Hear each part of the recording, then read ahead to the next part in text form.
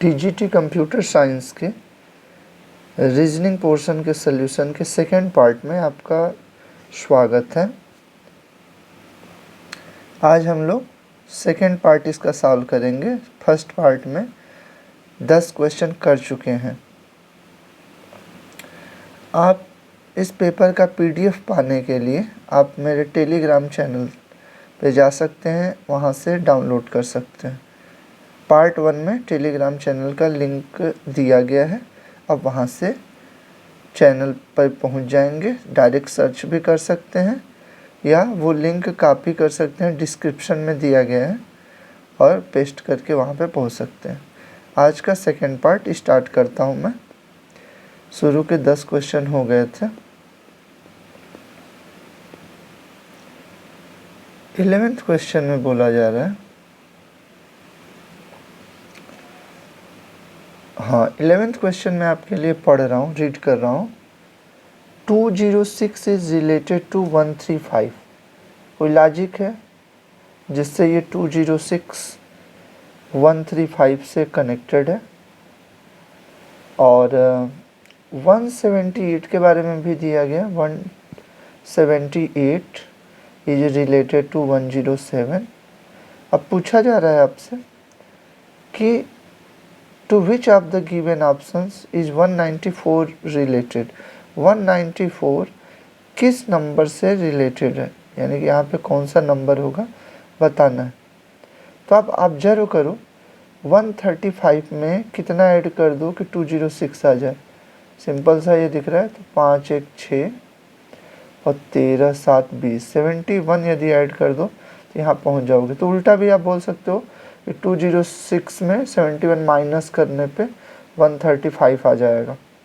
178 में वैसे ही 71 माइनस करोगे तो 107 आएगा। ऐसे ही 194 में 71 माइनस कर दोगे तो क्या आ जाएगा, 1 3 4 और 12 7 19, तो 123 इसका पहले का करेक्ट हो जाएगा। अगले क्वेश्चन पे आते हैं। इसमें बोला गया है कि वावेल्स को, ये 4 आपको वर्ड दिए गए हैं, इसमें वावेल को चेंज करके उसका अगला लेटर लिख लेना है, यानी कि वावेल को V+1 से रिप्लेस कर देना है। ऐसे ही कॉन्सोनेंट को to the letter immediately preceding मतलब पीछे जो लेटर आता है, C को C-1 से रिप्लेस करना है। तो मैं क्या करता हूँ कि पूरा ये चारों का स्पेस बना लेता हूँ। जहाँ वावेल है वहाँ पे बस छोड़ देता हूँ। जैसे ARAT में बीच में वावेल है, यहाँ पे छोड़ देता हूँ 3 लेटर का। फिर ANT में वावेल को अभी बॉक्स बना के छोड़ देता हूँ। FAN में वावेल बीच में है, मिडिल में बॉक्स बना के छोड़ देता हूँ। और TON में भी वावेल बीच में है, यहाँ पे बना के छोड़ देता हूँ। अब जो वावेल हैं उनको क्या करना है, एक एक आगे कर देना है। तो एक ही जगह B लिख देना है, सेकंड वाले में भी एक ही जगह B लिख देना है, थर्ड वाले में भी एक ही जगह B लिख देना है, फोर्थ वाले में O की जगह, O के बाद क्या आता है, MNOP आता है। तो ये तो वावेल को रिप्लेस कर दिया। कॉन्सोनेंट को एक पीछे वाले से रिप्लेस करना है, तो R के जस्ट पीछे क्या आता है, Q, T के पीछे क्या आता है, S, STQR ऐसे रहता है ना। ANT में N के जस्ट पीछे M आता है, M, T के जस्ट पीछे S आता है, F के जस्ट पीछे A आता है, N के जस्ट पीछे M, और T के जस्ट पीछे S, N के जस्ट पीछे M। तो ये आ गए नए। अब पूछा जा रहा है कि जो नए लेटर क्लस्टर्स हैं उनमें in how many letter clusters 10 form will no vowel appear. इनमें से कितने में ऐसा हो रहा है कि कोई वावेल ही नहीं दिख रहा है। तो पहले में भी कोई वावेल नहीं दिख रहा है, सेकंड में भी कोई वावेल नहीं है, थर्ड में देखो ई वावेल है तो ये तो काउंट नहीं होगा, फोर्थ वाले में भी कोई वावेल नहीं है। तो ऐसे 3 लेटर क्लस्टर्स हैं, 3 आपका करेक्ट ऑप्शन हो जाएगा। चौथे क्वेश्चन में क्या कहा जा रहा है कि इसमें 13 वाले में, चौथा नहीं आई थिंक थर्ड है ना, अभी 2 ही बताया मैंने, हाँ 2 आज के क्लास में हुआ। थर्ड में ये बोला जा रहा है कि जो लिखा गया है इसमें ए की जगह डिवीजन लिख देना है, बी की जगह इनटू लिख देना है, सी के प्लेस पे प्लस लिख देना है, डी के प्लेस पे माइनस लिख देना है।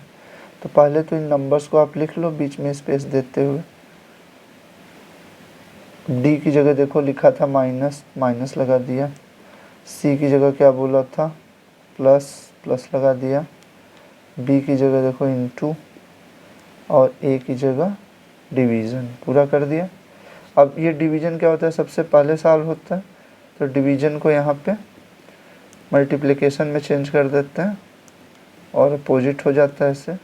12 चौके 48, तो लास्ट वाला ये जो आएगा 120 दिख रहा है, तो 9 माइनस 35 प्लस 120। अब आप 120 में से 35 घटाना है, तो पहले 30 घटा लो, 90 हो गया। 90 में और 5 घटा लो, 85 हो गया। 85 और 9 94, तो 94 करेक्ट आंसर हो जाएगा। अगला क्वेश्चन है कि जैसे ये आ रहा है QIM1, फिर PLK3, से मिडिल में क्या आएगा, उसके बाद NRG27, MUE81। इसमें क्या करो आप देखो, नंबर्स वाला हर एक में अलग है पैटर्न चारों ऑप्शन में। तो एक क्वेश्चन मार्क की जगह पे खाली नंबर का पैटर्न समझ लो, समझ में आ जाएगा। ये 1 क्या है, 3 टू द पावर 0 है। ये 3 क्या है, जो सेकंड में है 3 टू द पावर 1 है। क्वेश्चन मार्क वाले में 3 का स्क्वायर आएगा, उसके बाद 3 का क्यूब है 27, 81 3 टू द पावर 4 है। देख लो कौन से ऑप्शन में 9 दिख रहा है, चौथा करेक्ट हो जाएगा। इसके बाद कहा जा रहा है कि टायर का कोड ये है, ट्रैक का कोड ये है, के का कोड क्या आएगा। अब देखो टायर और ट्रैक में क्या कॉमन है, टी कॉमन है दोनों में, आर दोनों में कॉमन है, ई दोनों में कॉमन है। तो TRE का कोड दोनों में आया होगा। कौन कौन सा नंबर दोनों में, 5 दोनों में है, 2 दोनों में है, 7 दोनों में। अब बच क्या गया, ट्रैक में के बच गया, तो के का कोड ये बचा हुआ नंबर 3 हो जाएगा। के का ही कोड पूछा गया तो 3 करेक्ट हो जाएगा। यदि ई का कोड पूछा होता, नहीं वाई का कोड पूछा होता ना, TRE, हाँ वाई का कोड पूछा होता तो 1 हो जाता। तो यहाँ फिलहाल के का पूछा गया तो के का 3। मतलब दोनों में जो लेटर कॉमन है ना, उनके कोड्स भी कॉमन रहेंगे। जो डिफरेंट है, जैसे के दोनों में नहीं आ पाया है, तो इसका कोड भी केवल इसी में आया होगा 3। आप देख सकते हो इसमें 3 नहीं आया, जैसे इसमें के पिछले वाले में नहीं आया है, तो के का कोड भी उसके पिछले वाले में प्रेजेंट नहीं होगा। ये लॉजिक होता है। अगला क्या है, 6 स्टूडेंट्स हैं, सर्कुलर टेबल पे बैठे हुए हैं। सर्कुलर टेबल पे 6 लोगों को बैठाना है, 2 इधर 2 सामने, और ये 2 और 6 हो गए। इसमें कह रहा है facing the centre. Okay, Himani is an immediate neighbour of both Ivan and Charu. तो इवान और चारू का दोनों का इमीडिएट नेबर कौन है, हिमानी है। तो या तो ये पॉसिबिलिटी है या तो ऐसे रहेगा,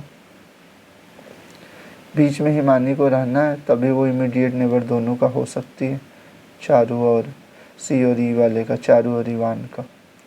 अब देखते हैं बाद में कि कौन सा दोनों पॉसिबल है। फिर क्या बोला जा रहा है, Gauri is sitting to the immediate right of Ivan. अब इवान के इमीडिएट राइट में यदि ये वाला लोगे तो गौरी नहीं बैठ पाएगी ना राइट में, तो एच बैठा है, तो ये डायग्राम यानी गलत है। इसी में इवान के राइट में बैठाना पॉसिबल है गौरी को, तो ये वाला करेक्ट है। तब ये बना दो, इसमें CHEG इतना तो बना ही दो। इसके बाद देखो क्या बोला जा रहा है, Firoz is sitting second to the left of Himani. Himani के सेकेंड लेफ्ट में, ये फर्स्ट लेफ्ट है, सेकेंड लेफ्ट पे कौन बैठा हुआ है, फिरोज। तो यहाँ पे हो गया हिमानी यहाँ पे। इसके बाद क्या एक और जानकारी दी गई होगी, Danish is an immediate neighbour of both Firoz and Gauri. तो ये फिरोज हैं गौरी हैं, इनके बीच में दानिश को बैठा दो। अब क्या क्वेश्चन पूछा जा रहा है, how many people seat between Danish and Himani. तो दानिश कहाँ गए भैया, दानिश ये हैं, और हिमानी इनके बीच में कितने लोग हैं, किधर से देखना है, when counted from the right of Himani, इधर से ऐसे देखना। तो ये 2 लोग हैं, सी और एफ वाले, तो ये 2 आंसर करेक्ट हो जाएगा। अगला देखते हैं। अगला हम बोला कि ये जो पैटर्न लिखा गया है, यही पैटर्न किस ऑप्शन में दिख रहा है, सेम पैटर्न, ठीक है। तो EACH में देखो E यहाँ पे पहले नंबर पे, E सेकंड वाले में सेकंड नंबर पे, में थर्ड नंबर पे। तो इसमें भी देखो L क्या है, फर्स्ट नंबर पे, यहाँ सेकंड नंबर, यहाँ थर्ड नंबर। इसमें P देखो फर्स्ट नंबर पे, यहाँ P सेकंड पे होना चाहिए, है नहीं, तो ऑप्शन गलत हो गया। ऐसे O का देखो, फर्स्ट नंबर पे है इसमें वो सेकंड पे आना चाहिए था, जो कि चौथे पे आ गया, तो ये भी गलत हो गया। इसमें देखो S फर्स्ट पे, इसमें S सेकंड पे, इसमें S थर्ड पे होना चाहिए था, ये भी गलत हो गया। एक ही ऑप्शन में ऐसा हो रहा है, तो करेक्ट है ये। मतलब फर्स्ट वाला करेक्ट है, ठीक है। 18 पे आ जाते हैं। इसमें बोला है आड वन आउट को पहचानिए, कौन सा एक अलग ही दिख रहा है, इन चारों में तीन एक जैसे हैं। तो देखो Q और T के बीच में कितने लेटर्स हैं, R और S। V और Y के बीच में U V W X होता है। N और R के बीच में M N के बाद O P Q आता है, तब R आता है। G और J के बीच G के बाद H I। तो आप देखो लास्ट के दो लेटर्स में इसमें दो आ रहा है, इसमें भी दो, इसमें तीन आ जा रहा है, तो यही अलग टाइप का है। इसके बाद देखो क्या दिया गया है कि कथन दिया गया है। इस कथन में कौन से अभिधारणा कथन में निहित है बताना। तो एक शहर भी है, उसकी सड़कें वाहनों की अधिक आवाजाही के कारण कंजस्टेड है। मतलब शहर बी में जो सड़कें हैं वो बहुत ज़्यादा बिजी हैं वाहनों की अधिक आवाजाही से।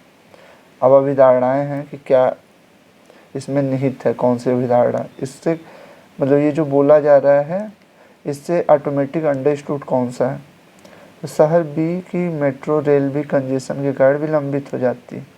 तो मेट्रो रेल का कंजेशन के कारण विलंबित होना और सड़क वाहनों का अधिक आवाजाही का कंजेस्टेड होना आपस में कोई रिलेशन नहीं है, ठीक है। मेट्रो यदि विलंबित हो रही है तो उसकी वजह दूसरी हो सकती है, सड़क पे जो लोग चल रहे हैं वो अलग भीड़ है, मेट्रो में जो जा रही है अलग भीड़, आपस में कोई कनेक्शन नहीं। और दूसरा वाला देखो, शहर बी में लोगों का आगमन देश के अन्य शहरों की तुलना में अधिक है।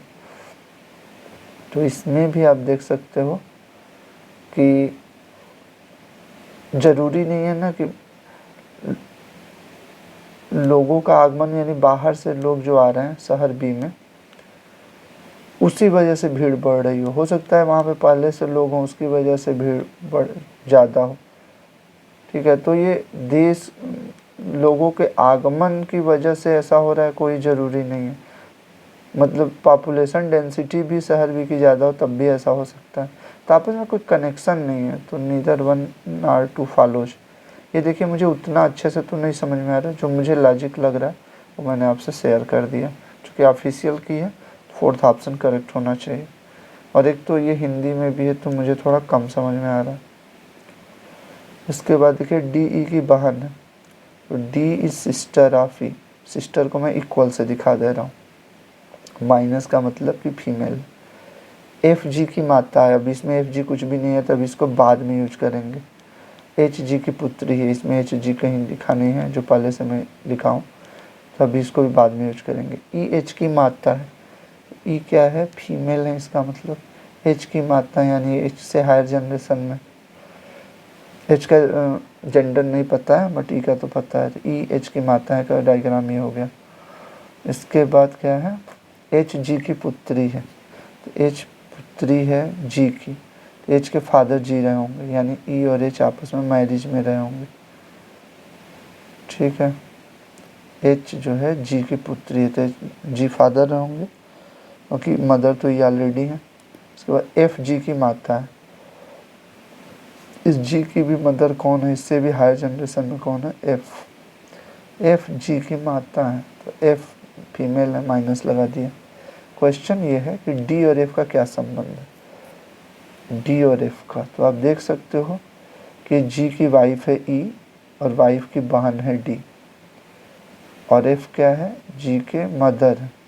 तो डी का यदि एफ से रिलेशन पूछा जाए तो डी डॉटर इन लॉ लगेंगी एफ की, है ना, क्योंकि ये तो वो है डॉटर इन लॉ है, उसी की सिस्टर है ना ये। तो इसमें वैसे लिखा हुआ है कि पुत्र की पत्नी, पुत्र जी है, उसकी पत्नी ई हो गई, उसकी बहन है डी, है ना। तो एफ के पुत्र की पत्नी की बहन है, तो ये चीज़, ये ऑप्शन करेक्ट हो जाएगा। तो thank you for watching this lecture.